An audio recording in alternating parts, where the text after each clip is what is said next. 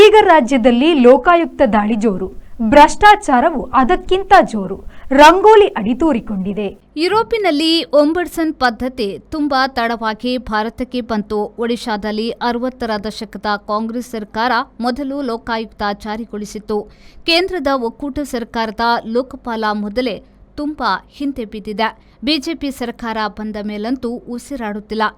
2 ವರ್ಷದ ಹಿಂದೆ ಎಸಿಪಿ ರದ್ದುಪಡಿಸಿ ಲೋಕಾಯುಕ್ತ ಬಲಪಡಿಸಲು ಕರ್ನಾಟಕದ ಉಚ್ಚ ನ್ಯಾಯಾಲಯ ತೀರ್ಪು ನೀಡಿತ್ತು. ನ್ಯಾಯಾಲಯದ ಆಶಯ ಸರಿ, ಆದರೆ ಇದೇ ವ್ಯವಸ್ಥೆ ಇವರೇ ಅಲ್ಲೂ ಇರುತ್ತಾರೆ, ಹೀಗೆಲ್ಲ ಲೋಕಾಯುಕ್ತಕ್ಕೆ ಹೇಳುತ್ತೇವೆ ಎನ್ನುವುದು ಕೂಡ ಒಂದು ಅಡ್ಡ ಕಸುಬಾಗಿ ಬೆಳೆದಿದೆ. ತೀರ್ಪಿನಲ್ಲಿ ಜಾತಿ ನೋಡದೆ ಅರ್ಹತೆಯನ್ನ ನೋಡಿ ಲೋಕಾಯುಕ್ತರ ನೇಮಕ ಆಗಬೇಕು ಎಂದಿತ್ತು. ಜಾತಿ ನೋಡಿ ಮಣೆ ಹಾಕಬಾರದು, ಸರಿ, ಆದರೆ ಅರ್ಹತೆ ಎಂದರೆ ಏನು? ಭಾರತದಲ್ಲಿ ಜಾತಿಯನ್ನೇ ಅರ್ಹತೆ ಎಂದು ಪರಿಗಣಿಸಲಾಗುತ್ತಿದೆ. ಇನ್ನು ಹಣದ ವ್ಯವಸ್ಥೆ ಇಲ್ಲಿ ಅತಿ ದೊಡ್ಡ ಅರ್ಹತೆಯಾಗಿದೆ.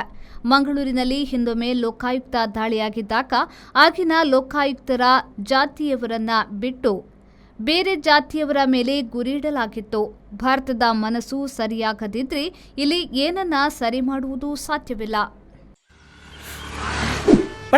ಯಾವ ಲೇಟ್ ಆಗಿ పోయి ఈ ఫర్నిచర్ ఇంక మస్తు ఇష్టం ఇల్లడిపోతాం పోయి బాబా లేన మస్తు ಖುಷಿ ಆಗ್ಬಿಡು ಬಾಬಾ ಕುಲ್ಲರ್ನ ಬುಡ್ಸೋದಿಚ್ಚಿಗೆ ಅಂದ್ ಕೈತಲ್ ಇಲ್ಲಡ್ ಮಾತಾಡಲ್ಲ ವೀಕಿದೆ ಫರ್ನಿಚರ್ ಉಂಡು ಈರಿಂಗ ದಾಲ್ ತೆತ್ಕೋರ್ಬಿನೆಂಜಿ ಪೋಲೇರು ಬೇಬಿ ಯಬ್ಬಾ ವೀಕೆ